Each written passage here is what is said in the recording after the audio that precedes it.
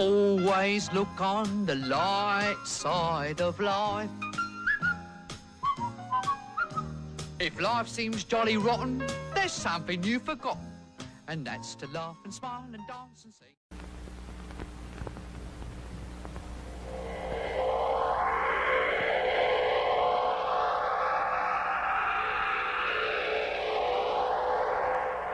The sound can only be described as otherworldly, but the source is as commonplace as the ground we walk on, the air we breathe.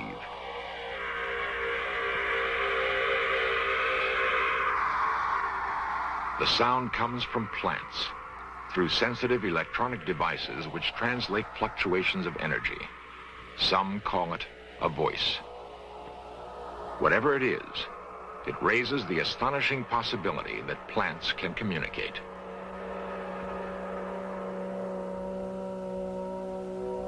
If plants can communicate, what are they saying? To whom or what are they talking? And how can we communicate with them?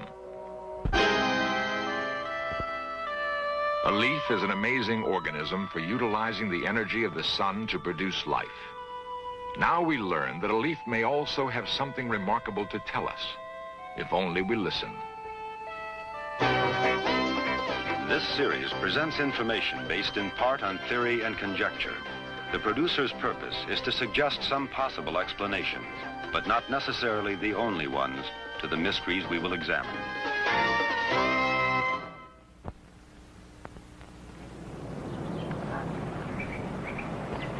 You'll see that plants can tell you different stories about themselves as you feel them. That's right, they do talk. Learn how to talk to them. Okay, everybody, let's have some fun now. You take your hand and just put it above the plant, and just do this slowly. Do plants feel? Children often have an easier time grasping a new concept. They tend to be less skeptical, more accepting of phenomena outside the normal range of human experience. It's an energy that the plant is sending back to you. As you have a heart... Marcel Vogel believes that plants do have feelings, feelings that man can share. But boom, boom, boom. Now, plants have a heartbeat, too. Plants give... Vogel is a research chemist in San Jose, California. He has devoted years to studying plant behavior with sophisticated machines and with what he calls his mind's inner eye. The green thumbs among us have always known there was more to growing things than the right alchemy of soil, water, and sunshine. They seem to have some special communion with plants, an ability to make them thrive. The so-called brown thumbs don't seem to be able to do that. Yet they sometimes laugh when the green thumbs talk lovingly to their plants. Now we have a startling new concept that these simple life forms have been listening, and are listening still. No room decor is considered complete these days unless it includes something green and living. It may just be a fad, or the urban dweller's minor rebellion at too much steel and concrete. Or the roots may be deeper, touching something forgotten in many of us. Whatever it is, plants are big business, and trained minds are beginning to pay attention to a mysterious new aspect of the green world around us. The Denver Botanical Garden provides a unique environment for plants. Music played a major role in an experiment with green life, which startled the scientific community. The experiment led to the astonishing conclusion that plants have perceptions not unlike human senses, and that they respond dramatically to certain sounds. Dorothy Retalic's passion is music. After raising her family, she returned to college to complete her degree in that subject.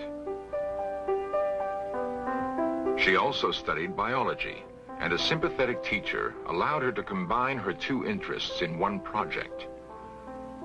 Mrs. Retalic had always felt an affinity for plants. They were as much a part of her world as music. Mrs. Retalic theorized that in subtle ways, plants might share her sensitivity to sound. Harsh music had always bothered Mrs. Retallick. Could it be that plants also preferred one sound to another?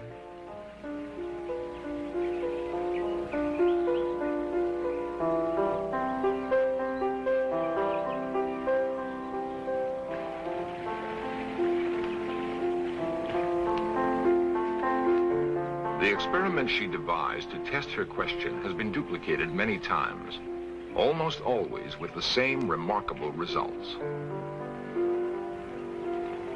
I always used 75 plants in every experiment.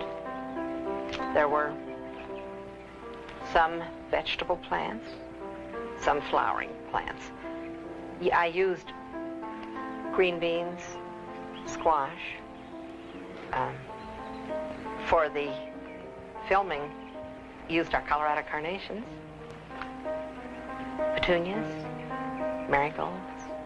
I used a great many different kinds of plants, so it is not just by chance that these things are happening.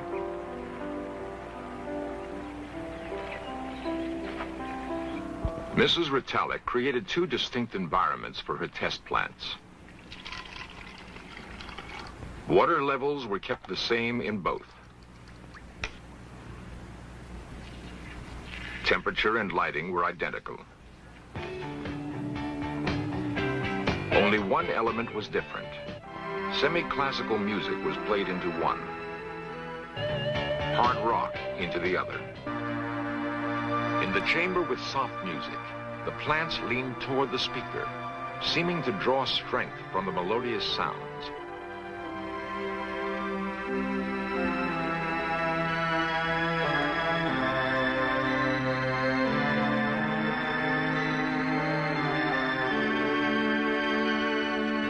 Chamber with rock music, the plants shrank away and eventually died. Time-lapse photography represents the reactions of the plants over several days. The results are unmistakable. Test conditions could only mean that it was the quality of the music, not the volume, that determined the reaction of the plants. The plants, it seems to me, are trying to tell us something. If plants hear, how do they hear? Certainly there's nothing in the plant world like the human ear and mind, but perhaps there's something else. A way of hearing that doesn't involve receiving and interpreting sound waves. What we call a sound wave is merely one form of energy, but scientists know that energy takes many forms. Kendall Johnson is a specialist in Kirlian photography, a technique for making the invisible visible. Kirlian photography is the popular name for maybe what is better known as electrical photography. Think about putting a leaf on a piece of film, lay the film on the dresser, the table in your house, and sneak up on the little leaf and spark it. And when you develop the film in the normal way, what results is an image on the film that looks very much like the leaf.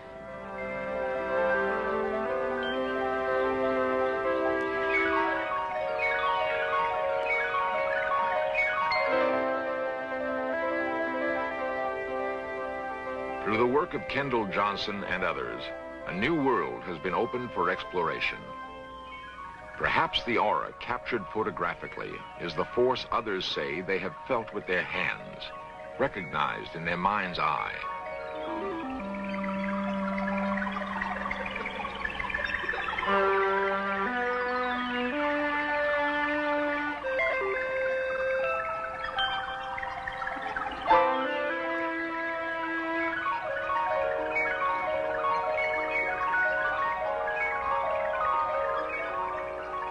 One fantastic experience we had was simply photographing the discharge that takes place in the atmosphere, in the air. Air is very necessary for these images. If there's no air, if there's no atmosphere, there's no image. We simply exposed the film to this discharge, and the result was a patterning that was incredible. It looked very much like a scene on the desert in the winter, a Zen garden, the way trees grow, and the impact of that image still is very vivid in my mind. And I wonder, is this saying something about the way patterns of energy perhaps predefine the way physically things develop? Kirlian photography not only creates these beautiful designs of energy, but it becomes very interesting when people interact with objects when these images are made. And one example of that would be what we call a green thumb series of experiments. We would pluck a leaf from a plant and make a picture, and then we'd scratch it, and then we'd make another image on film. And what would usually happen is that over a period of time, the leaf would gradually fade. But what we'd do then is, using the same type of leaf, ask someone who had the reputation of having a green thumb, you know, somebody that can grow anything. We asked them to hold their hand above the mutilated leaf. And with many of these people, rather than the leaf becoming dimmer, it actually became more brilliant. The profound implication is that the energy depicted by Kirlian photography works both ways. The finger of someone noted for skill and sensitivity with plants has a bright aura. The finger of a person who's had little success with plants represents a marked contrast. Maybe having a green thumb or a brown thumb means more than anyone realized, that a touch can convey as much information as volumes of words. As if somewhere in between this very personal world, the one that I feel, the one that I live in, and the other world that the ordinary world that we live in every day, that's me and the world's out there. There's this whole new other possibility, and that's very exciting. Can plants also speak? If so, can we learn to decipher this other voice?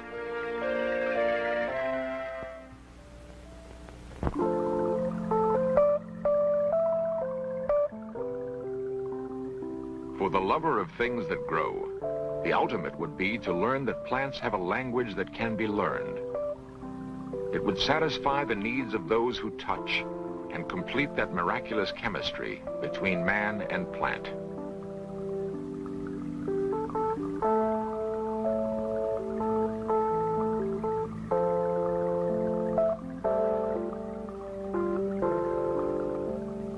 Aristotle and Plutarch thought that trees had perceptions, that they were capable of passion and reason. Modern thinkers believe they may not have been far off.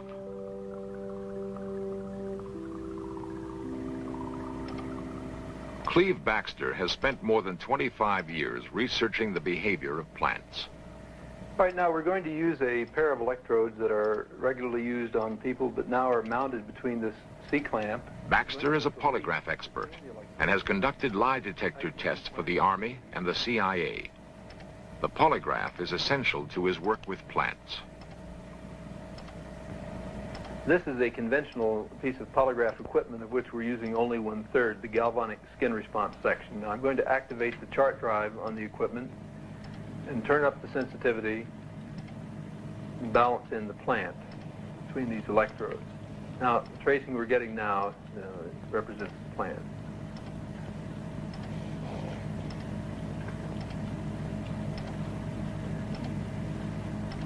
All right, now I'm going to take a scalpel and try to get underneath the skin level of my hand, see if the pain first of cutting causes any change in the plant. It is an experiment Baxter has performed many times. By inflicting pain on himself, he hopes to register some reaction in the plant.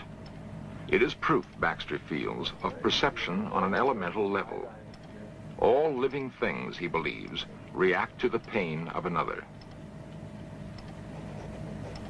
For whatever reason, the experiment fails. Perhaps Baxter has performed it too often.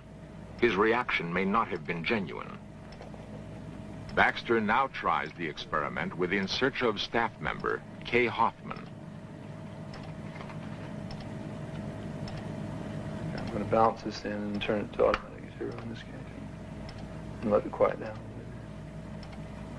He calibrates the machine, this time in hope of achieving a response from the plant to the cutting of Kay's hand with a scalpel. You got a hand to spare? Right here? All right. Now, what I'm going to do is just to cut a little bit here. When you feel this, the thing that was going fairly calm is now going pretty wild. I think the plant is tuned into your apprehension pretty nicely. Now let's see if it's tuned into this.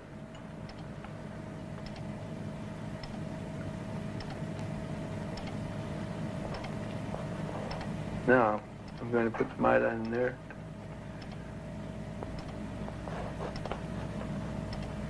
This time, the results were positive. The plant has reacted in some way. Baxter can only conclude that it is a reaction to the pain felt by another living thing. All right, now, let me take a look at this with you. This is sort of interesting because through here we were doing nothing that related to this, and then we decided to ask you if you would sit down and let us cut your hand. And right here is where you had the invitation to sit down and your apprehension of doing so. And here's where I'm starting the cutting. And actually, your apprehension is worse than my putting the iodine in, which apparently didn't hurt too much. In fact, the thing quieted down while that was happening. But the idea of being cut, the cutting itself, caused it to go into this vibratory thing. So all the way through here, you can see the changes that you may be able to match to your own mental set. Cleve Baxter is concerned not only with plants, but with primary perception in all simple life forms. Bacteria is the simplest plant life. And Baxter believes the bacteria in yogurt also yields evidence of what scientists call primary perception. All right, now I'm going to take some yogurt into this syringe.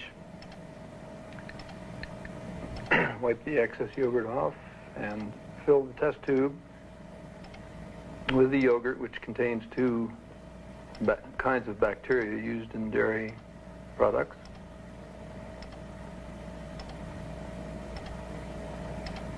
And I'm going to take the two silver wires that are being held and clamped into place by this little device, put the two silver wires down into the yogurt,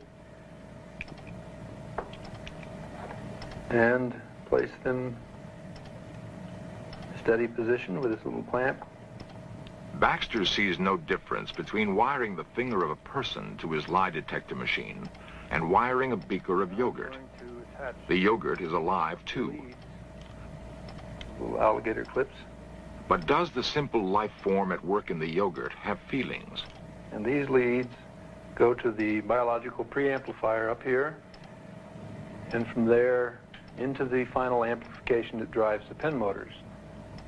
How wide is the gulf between man and plant, if there is a gulf at all? Now we're getting a tracing from the bacteria in the yogurt. Now we're going to see what will happen when I take a capsule of antibiotic material and sprinkle it into the yogurt and stir it in. And as I stir it up, we'll see if it has an effect. Baxter has killed the bacteria growing in the yogurt. I would say that's not enough. There is no reaction from the other sample. He begins again with a fresh beaker and a different experiment. All right, now I'm going to take some milk, and on the count of 5, pour the milk into the yogurt that I have in this beaker. Stir it up, and usually it takes maybe 15 or 20 seconds for the bacteria to find the nutrient. See what happens.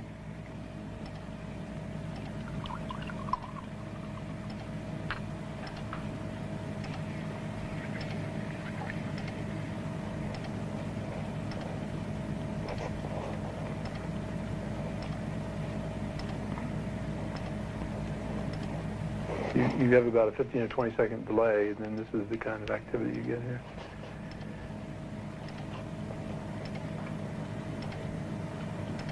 Well, what I suspect is going on is that this yogurt is being fed the nutrient, and the other yogurt is trying to find its own nutrient, is not making out. In other words, it's not being fed anything, and yet it somehow is aware that the other yogurt is being fed.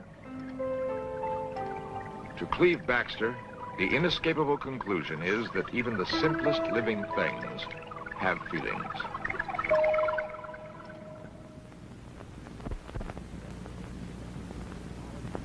If you've ever awakened in the night with the knowledge that something has happened to someone you love and found out you were right, you might have wondered who or what was the messenger. One intriguing idea presented by this trip through a world of other voices is the possibility that plants carried the message. Apparently, plants feel and hear and speak to each other. Can they talk to us? It's clear we have a lot more to learn by deciphering these other voices, by listening with the patience this green world has apparently lavished on us for so long. As the races of man speak in different languages, so do the varieties of plants manifest their voices in different ways. They seem to be able to hear and understand us.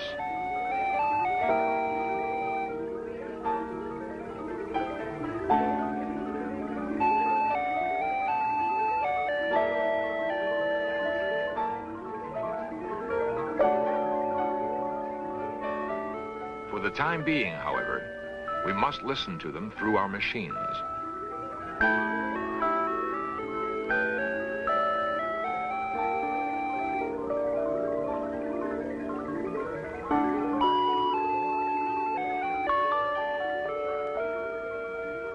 One day, those machines may be unnecessary.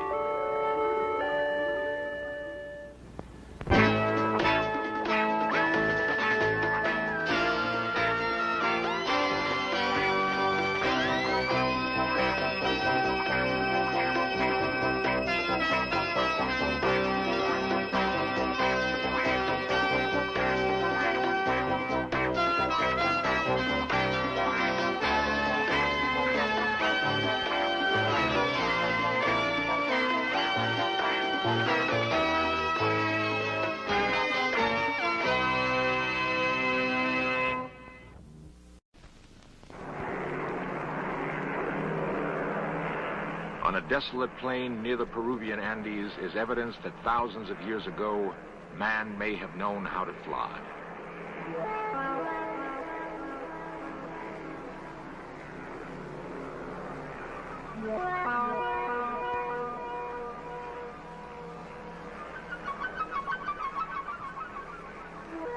Huge drawings are etched in the ground.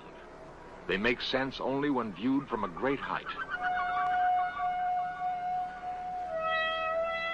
Miles of what look like modern runways score the desert. If they were, what manner of craft landed here? Who were the pilots? We are conditioned to think that flight is the province of modern man. Perhaps we are latecomers to the sky. To this day, the lines at Nazca have not been fully explained. How were they used? And by whom?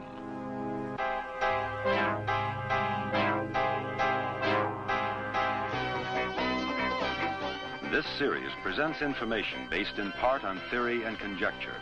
The producer's purpose is to suggest some possible explanations, but not necessarily the only ones, to the mysteries we will examine.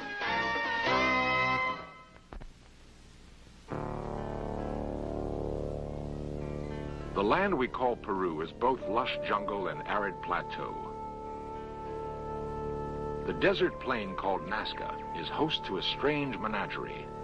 A 9-fingered monkey, a huge, ungainly spider, giant birds and mammoth lizards. They are cut into the dry earth, visible only from the sky. Often, as we pursue our studies of ancient civilizations, we're tantalized by discoveries that don't seem to fit our comfortable notions about the past.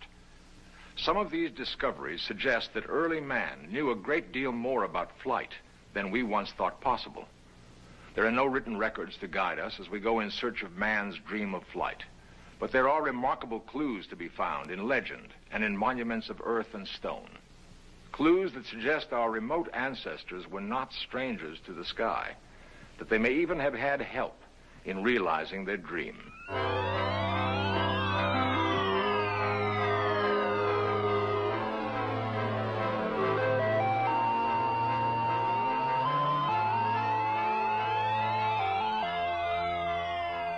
The urge to fly seems to have been a primal one with man, to leave the heaviness of earth, to taste the wind and thrill to the rushing ground below.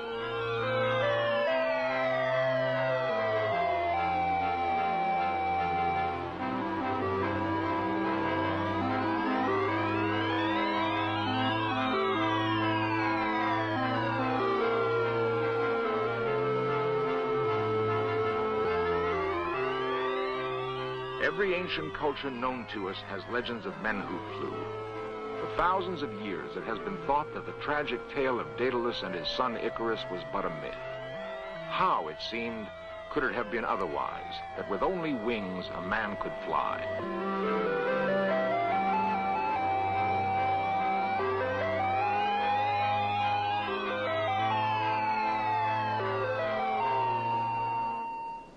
Daedalus and his son Icarus were said to live on Crete, center of ancient Mediterranean civilization.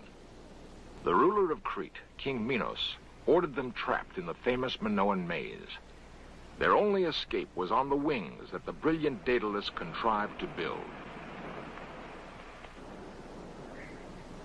Daedalus warned Icarus not to fly too close to the sun, or his wings of wax would melt. Father and son soared high into the air, but Icarus was captured by the exhilaration of flight and recklessly reached for the sun.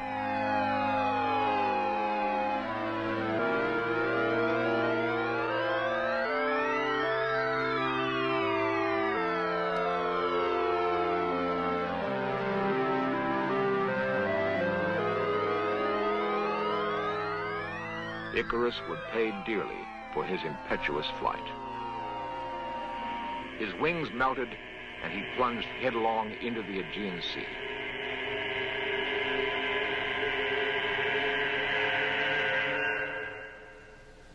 If the Icarus legend was the only story of flight in the ancient world, it could be dismissed. But there are others. Long after the Minoan Golden Age, the city of Florence dominated the culture of the Mediterranean world. It was in Florence that one of the great minds of Renaissance Europe pondered the dream of flight. Leonardo da Vinci was a classic Renaissance man. For years, he was preoccupied with a flying machine of his own design. It had some of the features of the modern helicopter. One report has Leonardo testing his machine in 1505 by launching it from a hilltop above Florence. History does not record the results of that test. Before Leonardo was born, a structure called the Jantar Mantar was built in India. It was apparently an astronomical observatory. The complex arrangement of its architecture performed the functions of telescope and computer. With its help, the thinkers of India contemplated the stars. Ancient Indian chants contain one of the most detailed descriptions of a flying machine. The chants may have been flights of fancy, or they may have been the accounts of early journalists passing on something they had seen. In either case, the chants describe an airborne vehicle called Varana. A form of energy called Sidli made it possible for the machine to fly to distant stars. It is a curious fact that in some ways the ancient Indian observatory resembles a rocket gantry.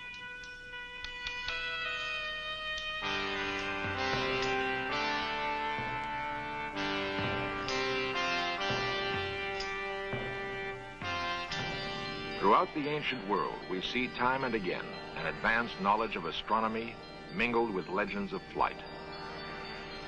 For the graves of Egypt are dominated by the presence of Osiris, the flying god who brought knowledge to the Nile basin.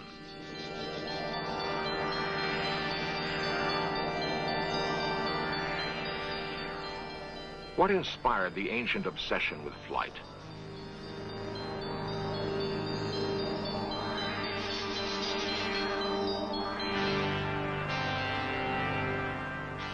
Why are the pyramids aligned in such a way as to be perfect landmarks for incoming aviators?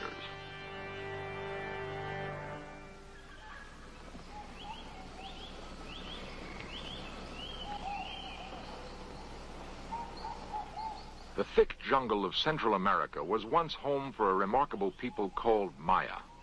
Archaeologists believe they flourished in this region for 15 centuries. Then, quite suddenly, the Mayans vanished.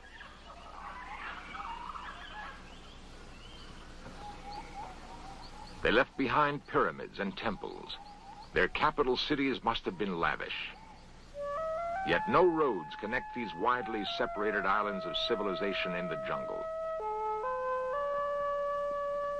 Perhaps the Mayans were familiar with the principles of flight, for there is evidence that, like other ancients, the Mayans were on intimate terms with the heavens. Certainly, their observatories made it possible for them to construct a calendar as accurate as any in use today. It makes us think that perhaps they, too, knew something of flight. It is 1911. Wilbur and Orville Wright are demonstrating their flying machine for the U.S. Army.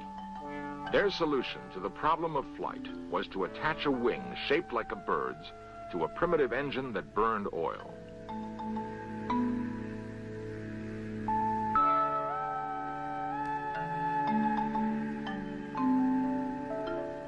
It was a solution appropriate to the dawning industrial age.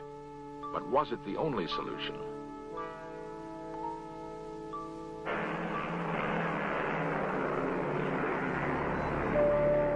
Long furrows were cut into the hard soil of the Nazca Plain 2,000 years ago. By whatever method the lines were created, they were meant to be seen from the sky. But by whom?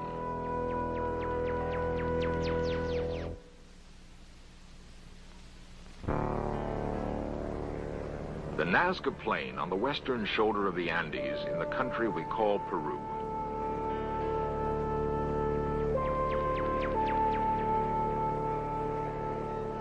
The huge designs found on the desert floor that can only make sense from the air have been duplicated in other parts of the world. The Mojave Desert near Barstow, California. Here, an ancient man stares upward. From the ground, it is impossible to tell exactly what shape the figure has taken. How then did a primitive Indian tribe make the drawing? I got the cutter. One possibility, one explanation for the method used, might have been the existence of ancient aviators. Okay, lift up, lift all the way up. A unique experiment was mounted to prove the point. Could men working on the ground be directed by someone hovering overhead? The site selected for the experiment was the Mojave Desert.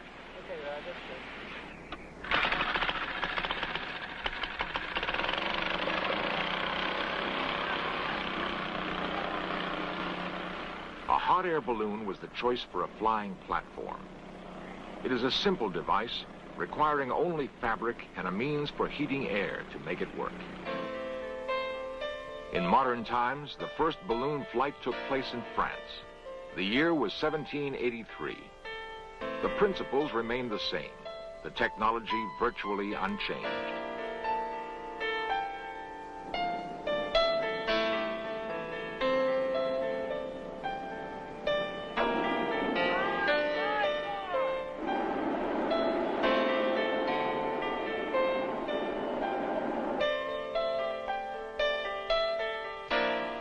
Then as now, there is a purity to balloon flight, an exhilaration undampened by the drone of engines or the blur of supersonic travel.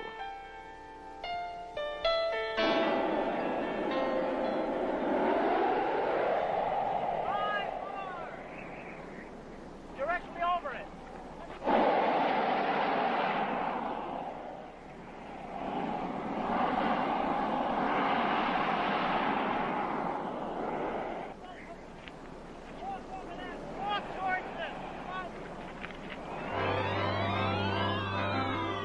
Suddenly, from on high, it is possible to understand how a land drawing could have been directed from the air thousands of years ago.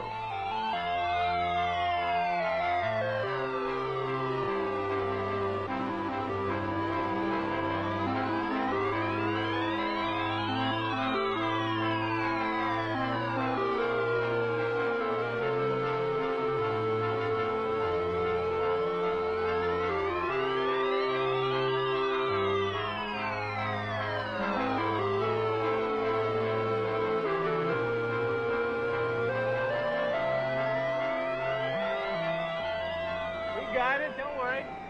There is nothing in the Barstow experiment that could not have been done by earlier inhabitants of the desert. Bring him back over this way. Let's walk him back. Did American Indians launch balloons? Or are there other explanations?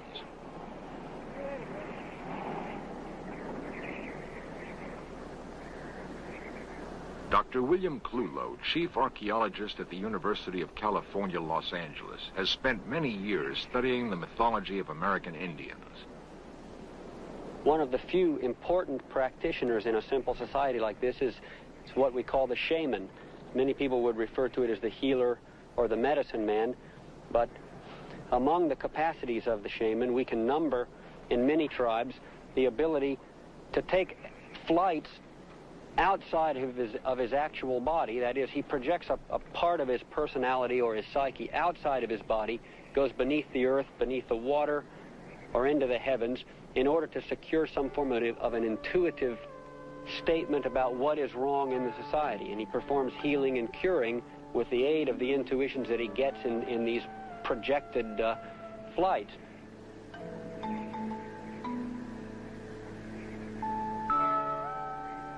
Perhaps the symbolism of myth refers to flights that really occurred. Indian shamans may have been intermediaries who traveled between a primitive culture on Earth and a more highly advanced one in the sky.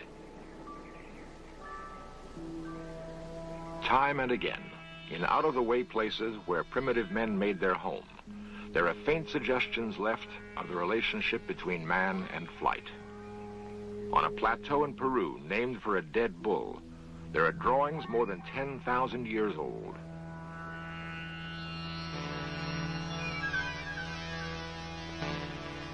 One interpretation placed on them is that they depict the ancients welcoming visitors from the sky. They might be dismissed if it were not for other signs in Peru. Finely engineered roads laid 1,000 years ago connected the mighty cities of the Inca Empire. But the Incas did not possess the wheel. Were these roads runways for another form of vehicle? An airborne vehicle? Is there a connection to flight in the circular ruin of Sacsayhuaman? The calendar ring of the Incas suggests an advanced knowledge of space and time, the kind of knowledge that might have led to ancient flight.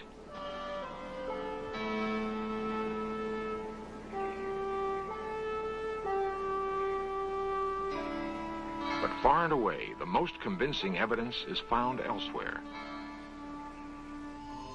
A fantastic collection housed in the National Museum of Aeronautics in Lima, Peru, suggests that this may be the case.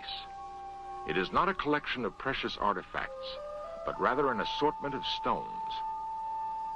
The stones were discovered in 1963 in the tiny village of Ica that lies only 40 miles from the Nazca Plain. Bizarre drawings on the stones depict a curious breed of mechanical bird. On another is represented what could be a modern space shuttle. The stones are designed in the same style as Nazca ceramics. The message on the stones is evidently controversial. Representatives of the Peruvian government have been reluctant to discuss them.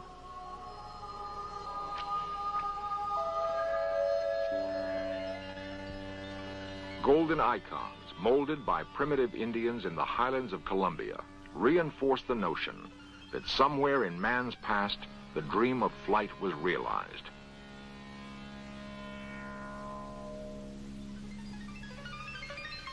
The relics look astonishingly like modern delta-wing fighter planes. Off the coast of Peru lies the Bay of Pisco. Inscribed on a hill is a 60-foot marker. It points inland on a direct line to the mysterious Nazca Plain.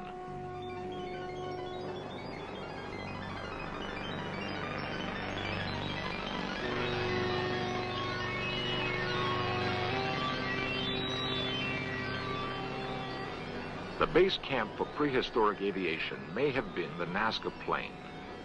The patterns have been laid out with great precision.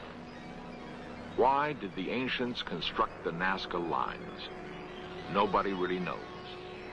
The markings were first discovered in the 1920s by a pilot flying over the plain. Since then, many have attempted to solve the mystery, with no success. For the past 30 years, a German mathematician named Maria Reich has devoted her life to solving the riddle. After nearly half a lifetime of sleeping in an adobe hut and working under a blistering sun, Reich does not know what motivated the ancient Peruvians to execute this grand design. A 1968 study, financed in part by National Geographic, determined that some of the lines have astronomical alignments, but no more than could be expected by chance.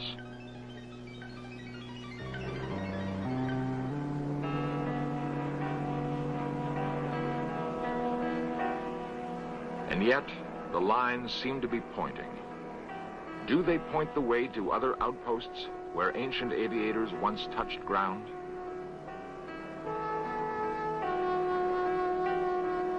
It is a persistent fancy we must allow ourselves to have, for there seems to be no other explanation on Earth.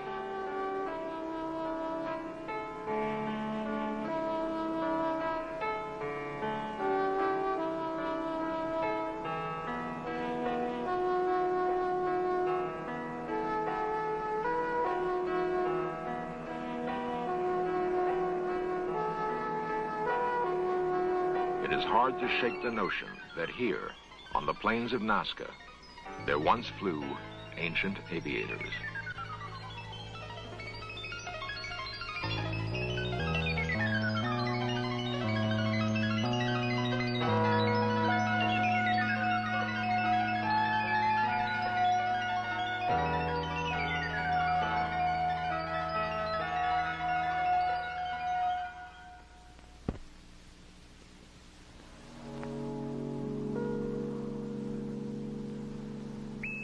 Cape Kennedy, 1970. The forlorn remains of a launch pad no longer in use. Will future generations examine the ruins of our technological civilization and wonder at the purpose of such structures?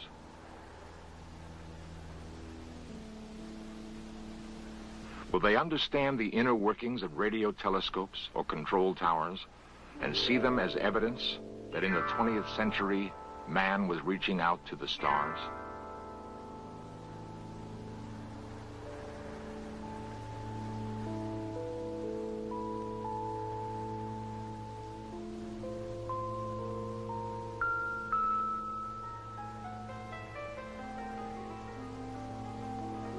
There's evidence that man has lived on this planet at least 3 million years. Were the inhabitants of other worlds idle all that time? Or were they, too, reaching for the stars, perhaps realizing their dream long before we could even speak it? And could it be that what it has taken us so long to do was merely to copy something we saw in our remote past? The answer may await us in the stars, a reunion of pupil with teacher. It's not so wild a dream.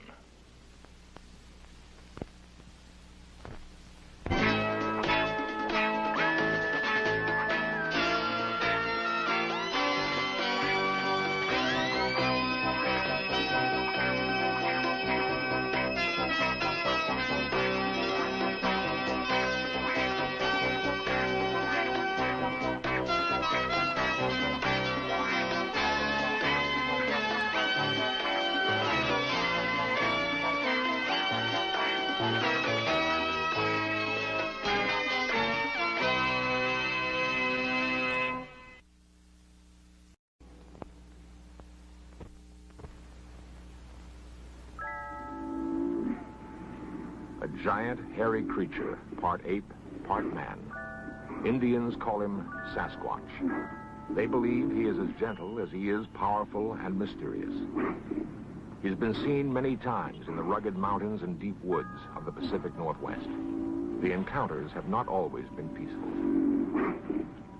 In 1924, a small group of men were working a mine in a canyon near Mount St. Helens in Washington.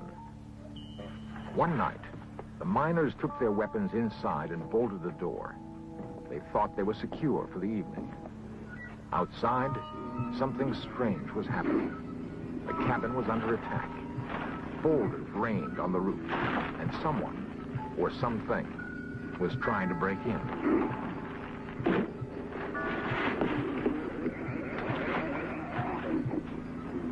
The miners later described their attackers as large, hairy apes. The siege lasted several hours.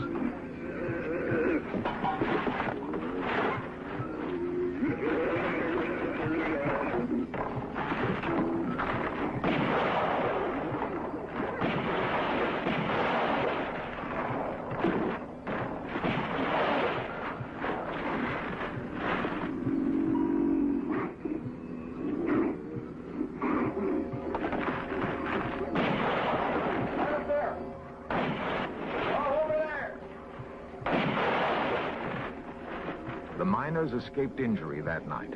The area now known as Ape Canyon is one of the many places in the Northwest where man continues his hunt for this elusive creature we call Bigfoot.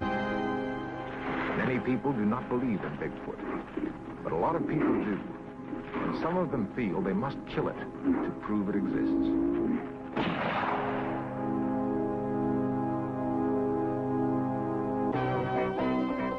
This series presents information based in part on theory and conjecture. The producer's purpose is to suggest some possible explanations, but not necessarily the only ones, to the mysteries we will examine.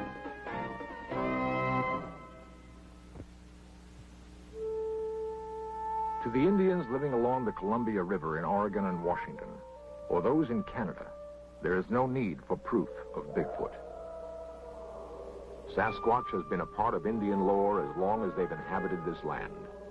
Some anthropologists believe that the creature could have come to the northwestern part of the United States along with the Indians, across a land bridge that once connected Siberia to Alaska. The newcomers to this country have seen Bigfoot in an area ranging from northern California to southwest British Columbia. To the Indian, Bigfoot carries a mystical significance. Sometimes it's difficult to tell where myth ends and reality begins. In our modern world of concrete and steel, we're far removed from the Indian lore of Bigfoot. It's hard to imagine any corner of our crowded world where a giant, man-like creature could roam free.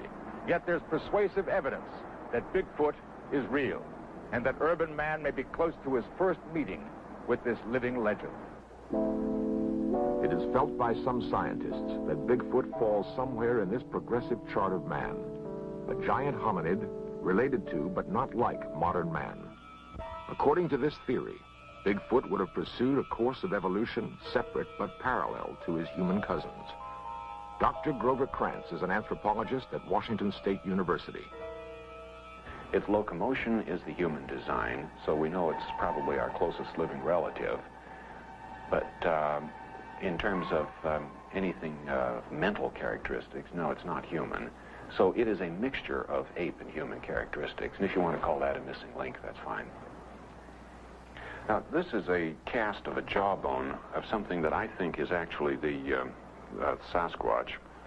This is a jaw that's anatomically in between human and ape in its teeth, but it's much larger than any living ape, much larger than a gorilla, for instance. These are known from fossils about 1 million years old in China, and it has been named Gigantopithecus, and it has approximately the characteristics that our Sasquatch has, so I'm inclined to think that this species just simply is continuing today. The most convincing visual evidence of Bigfoot is a film taken by Roger Patterson in Northern California. Dr. Krantz believes it to be authentic. I've examined the film many times, watching it forward, backwards, stop frame, measured, and everything. And all of the anatomy of the creature is perfectly consistent. It just simply does not fit with a man wearing a suit. In fact, a suit of that size, we can establish exactly how big it is. There's no way a man could fit into it. The shoulders and chest are simply too wide. The feet are properly designed for carrying that kind of body weight, and that doesn't make any sense unless you've got a body of that size. And Patterson could not have faked any of this stuff. I talked to him about some of the things I saw, and he didn't even understand what I was talking about. Reports of Bigfoot sightings in the Northwest go all the way back to 1811. There have been some in other parts of the United States, but most have come in the area from Northern California to British Columbia. In 1882, a British Columbia newspaper published a story of railroad workers who saw and captured a creature they called Jacko. No one seems to know what happened to that creature, but the hunt for others has brought headlines all across the United States. There have been an estimated 2,000 reported sightings of Bigfoot. Half of those are considered fakes. The other half are very real, especially to those who live in this rugged country and who've seen with their very own eyes, seen something strange and sometimes frightening. I'd been down to my folks' and Cindy was with me, and we decided it's time to go home, and so we left. And Louis Alway and his daughter Cindy of Stevenson, Washington, returning home one night from visiting his parents, came across something they'd never seen before. It was about 10:30, 11 o'clock at night, and Cindy was sleeping on the floor, on their seat. I come around the corner there, and there it was. It looked to me like he had just come over the top of the guardrail there. I woke her up and she got to see it just before it ran into brush. And at first I thought it was a bear, but when it took off across the road on its hind legs, I just couldn't believe it. I hunt and I fish and I see a lot of game all the time, and it looked like something that I'd never saw before. 3 or 4 years ago, we received a call in the late part of the fall. The people who own this cabin back here said they'd found some tracks of what they thought was a large animal. And we came out and investigated that. Back here by the tree, we found several tracks that were real large, way larger than a human. I sure wonder about it. Sheriff William Klausner of Skamania County in Washington has investigated tracks and talked with eyewitnesses. He's seen too much to be totally skeptical. The most unique thing about what we've learned from this is that the people who have either written or called, who have experienced the same kind of thing or had seen tracks, mention of a strong sulfur smell, and that's real unusual. As Sheriff Klausner says, the smell description is not unusual. James Strahan and Harold Teskey recently saw something on the roadside near Colton, Oregon. And there was a big, huge object on the left of the road, and I rolled the window down in the car.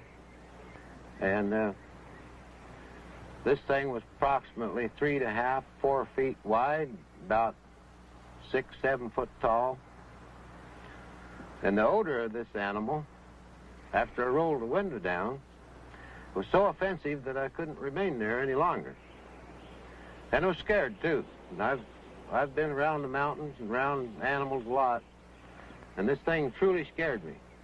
And so I got out of there and rolled the windows up in the car, went on home.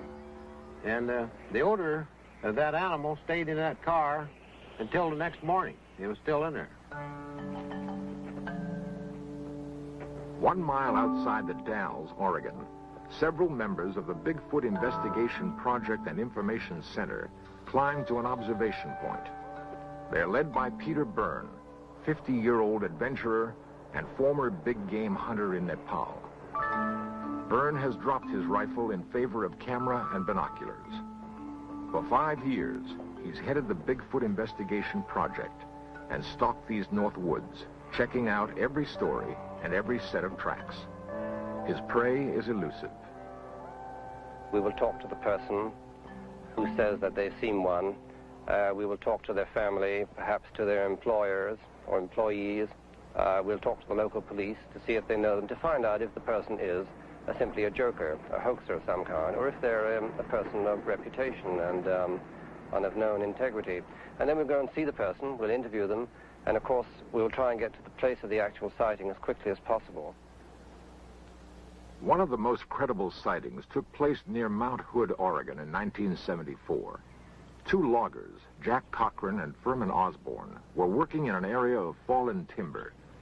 Cochran explains what he saw. I looked off towards the woods, and I saw these two long legs moving at the edge of the timber. And as this thing walked, it walked with a glide, and then it reached an arm out and kind of touched the tree as it walked by. And I saw these wide shoulders, and then it just moved off down the hill.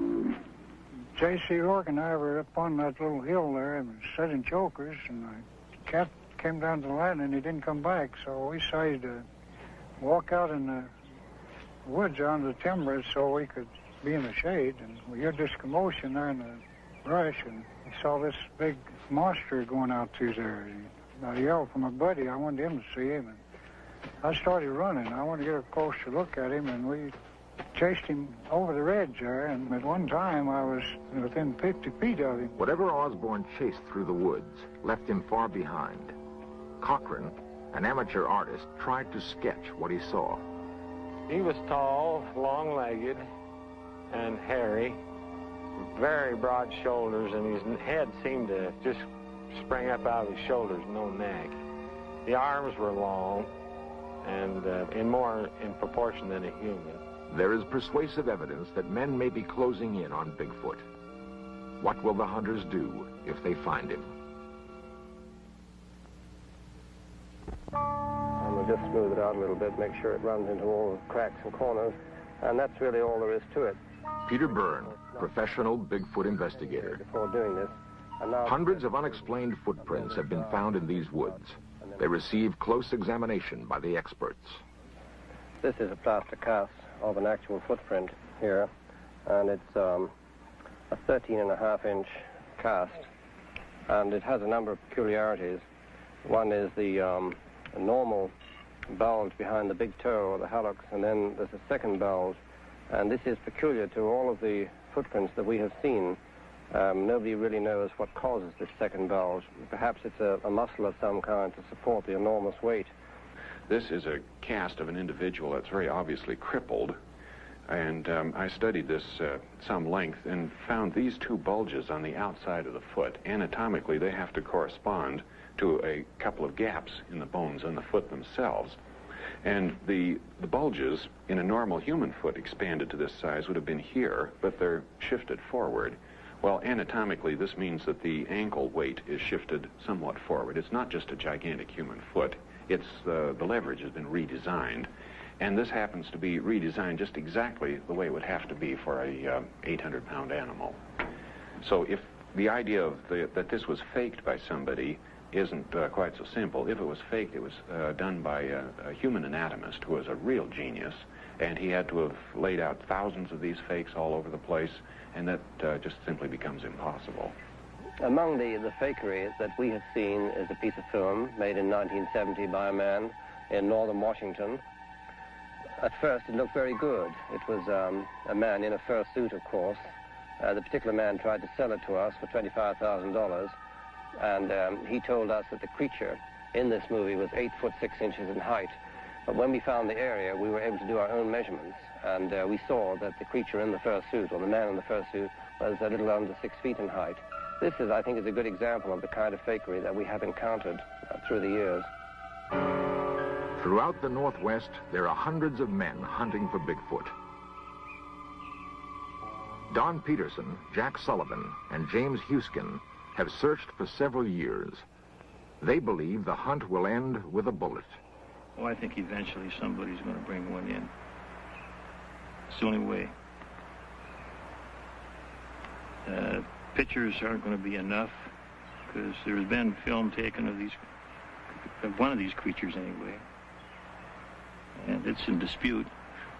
Like Jim said if we take a bunch of pictures, they're going to be under dispute. And if you can shoot one animal, you might be able to save the rest of them from everybody else from shooting them too. And that sets up a conflict among Bigfoot hunters. Does it have to be killed to prove it exists? Through the centuries, the mighty Columbia River, separating Washington and Oregon, has cut a deep gorge on its way to the Pacific Ocean. It is a big, rugged, beautiful land where man holds a deep respect for nature. In Stevenson, Washington, they passed an ordinance setting a $10,000 fine or 5 years in jail for killing a Bigfoot.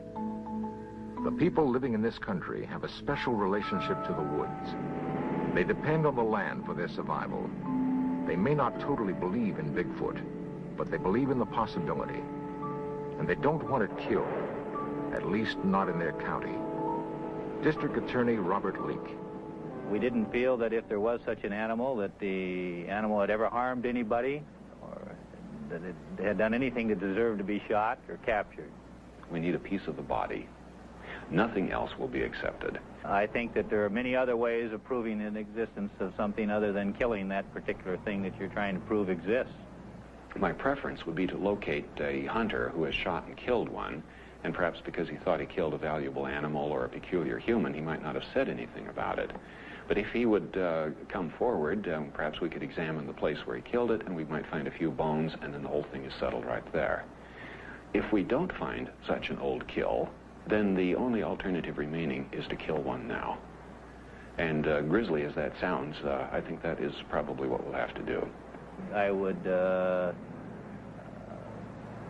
strongly urge the doctor to reconsider that, especially if he thinks he's going to do it in this county, because we would enforce the ordinance. Why add more controversy to something that's already controversial? What we have to have is a specimen for scientific identification. I think it would be morally wrong. I see no reason. In fact, I talked to a small boy, a schoolboy recently, and he said some people say shoot one to prove that they're there. And then he said, supposing the one they shoot is the last one. Well, my answer to that is if they become extinct, so what? If they're not proven, it doesn't make any difference. We have a lot of animals that became extinct in the past, and there's nothing we can do about it. And if this animal remains unaccepted, who cares if it becomes extinct? They're obviously rare. There are not very many of them. And as we see them, they could be a hominid form. It could be a man. To shoot one would be totally wrong. And we are totally opposed to this philosophy. While men ponder the dilemma, to kill or not to kill, many Indians wonder why this preoccupation with proving Bigfoot exists. To the Indian, there is no doubt. Many, like Mrs. Joe Washington, see the hunt for Bigfoot just another intrusion into their sacred past. You'll never be able to, you might say, civilize him like the white man done to us. He's somebody that belongs in the area that he chooses to live in. And if someone did bring him down,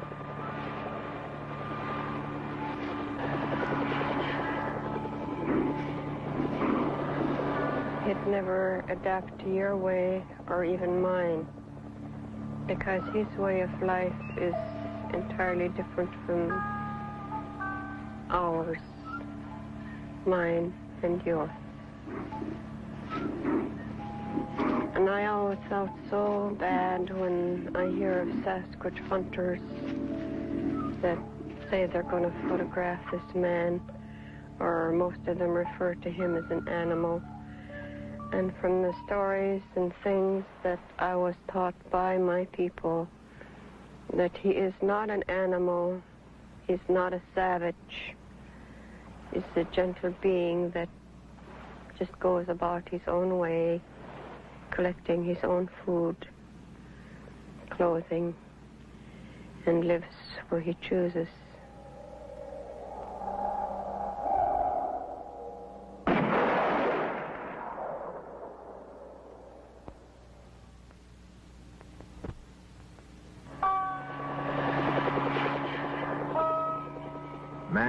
with his ingenuity and machinery, continues to stalk this creature. A creature described by the Indians as a gentle being, wanting to live in peace in his own habitat. A creature some scientists believe is a link to centuries long past. The gorilla is mentioned in Greek mythology going back hundreds and hundreds of years, and yet it was not discovered until the late 18th century. And the subspecies, the mountain gorilla, was not identified until early 1900.